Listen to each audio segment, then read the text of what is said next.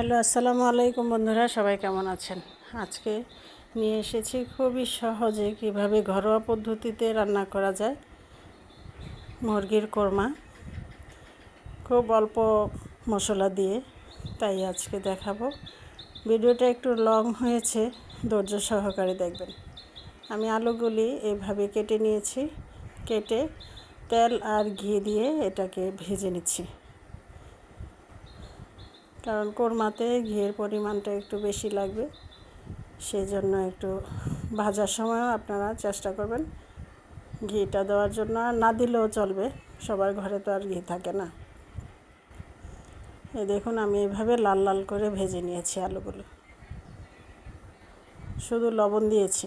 আপনারাও চেষ্টা করবেন, কারণ কোরমাতে যেটা অথেন্টিক কোরমা সেটাতে কিন্তু কোনো কালার হয় না, সাদা হয়। এই দেখুন, আমি এইভাবে ভেজে নিয়েছি লবণ দিয়ে শুধু। এখন আমি পেঁয়াজের কিছু কুচি করা পেঁয়াজ দিয়ে দিচ্ছি।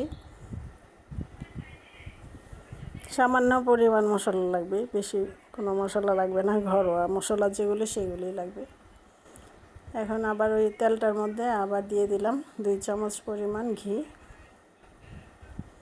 বললাম না, ঘিটা একটু বেশি লাগবে, কারণ ভাজার মধ্যেও ঘি দিয়েছি। আবার ওই তেলটার মধ্যেই আমি পেঁয়াজ কুচি দিয়ে ভালো করে এটাকে ভেজে নিচ্ছি। এটা লাল লাল হবে না, সাদা সাদাই থাকবে পেঁয়াজটা। একটু কালারটা চেঞ্জ হলেই মশলা দিতে থাকবেন। এখন দারচিনি, এলাচি আর তেজপাতা দিয়ে দিলাম। এখন দিয়ে দিলাম আদা রসুন পেস্ট। এখানে আদার পরিমাণটা একটু বেশি লাগবে, কোরমাতে কিন্তু আদার পরিমাণটা একটু বেশি লাগে। এই দেখুন, আমি ভালো করে কষিয়ে নিচ্ছি। এখন এটা হলো বাদাম, চীনা বাদাম, কাজু বাদাম একসাথে করে পেস্ট করে নিয়েছি।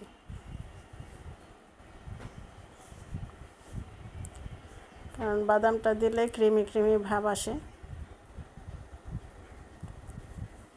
এই রান্নাটা নান, পরোটা, পোলাও, ভাত, সাদা ভাতের সাথেও খুব ভালো লাগে। মানে যা দিয়ে খাওয়া যায় তাই ভালো লাগে। রুটি, সকালের নাস্তায় কিন্তু এটা বেস্ট একটা রান্না রেসিপি। এখন লবণ দিয়ে দিলাম, কারণ মুরগিটা যখন ম্যারিনেট করেছি তখনও কিন্তু আমি লবণ দিয়েছি, আবার আলুর মধ্যেও লবণ দিয়েছি।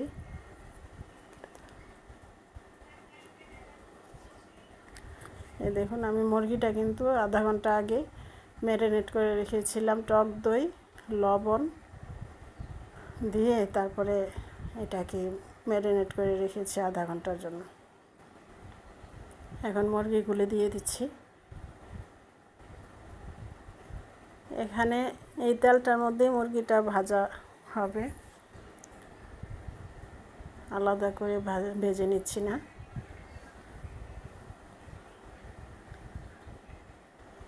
আমার এই রান্নাটা যদি আপনাদের ভালো লেগে থাকে তাহলে ইউটিউব থেকে যদি দেখেন, লাইক, কমেন্ট, সাবস্ক্রাইব করে আমার পাশে থাকবেন। আর ফেসবুক থেকে দেখলে লাইক, কমেন্ট, ফলো, শেয়ার করে আমার পাশে থাকবেন। আর যদি বেশি ভালো লাগে তাহলে একটু বন্ধুদের মাঝে ছড়িয়ে দিবেন, সবাই দেখে যাতে উপকৃত হয়।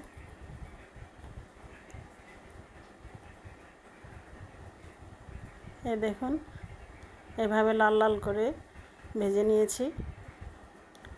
আমি কিন্তু অনেকক্ষণ এটাকে অল্প হিটে এটাকে ভেজে নিয়েছি। কতগুলো তেল উঠেছে দেখেছেন।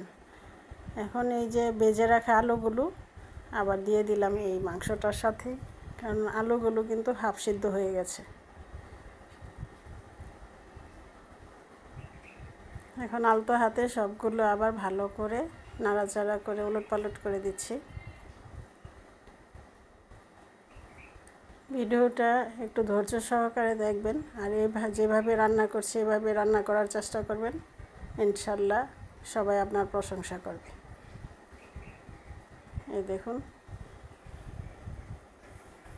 কষা হয়ে গেছে, তেলটা উপরে উঠে গেছে।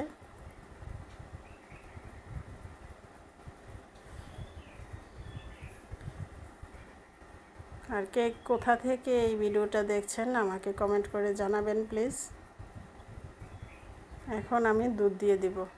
এই রান্নাতে কিন্তু শুধু দুধই লাগবে, পানি না দেওয়াটাই ভালো, কারণ দুধটা দিলে খুব ভালো লাগে।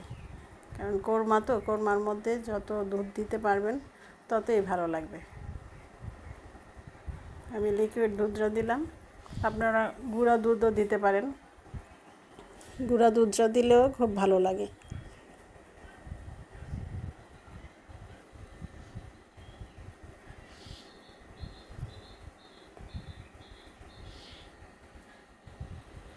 আমার কাছে পানিটা একটু কম লেগেছে, আমি আর একটু পানি দিব, কারণ আলুগুলো আর একটু ভালো করে সিদ্ধ হবে সেই জন্য। এই দেখুন, ডিমও দিয়ে দিলাম আর কাঁচামরিচ। আমার ঘরে ডিমটা পছন্দ করে খুব কোরমার সাথে। আপনারা আপনাদের পছন্দ মতো দিলে দিতে পারবেন, না দিলে এটা স্কিপ করতে পারেন। ডিমটা আমার ঘরে খুব পছন্দ করে কোরমার সাথে, আর ভালোও লাগে। এই দেখুন, আমার রান্না কিন্তু শেষ। এখন আমি পরিবেশন করে দেখাচ্ছি। ঝোলটা পাতলা হলেও খেতে খুবই সুস্বাদু হয়।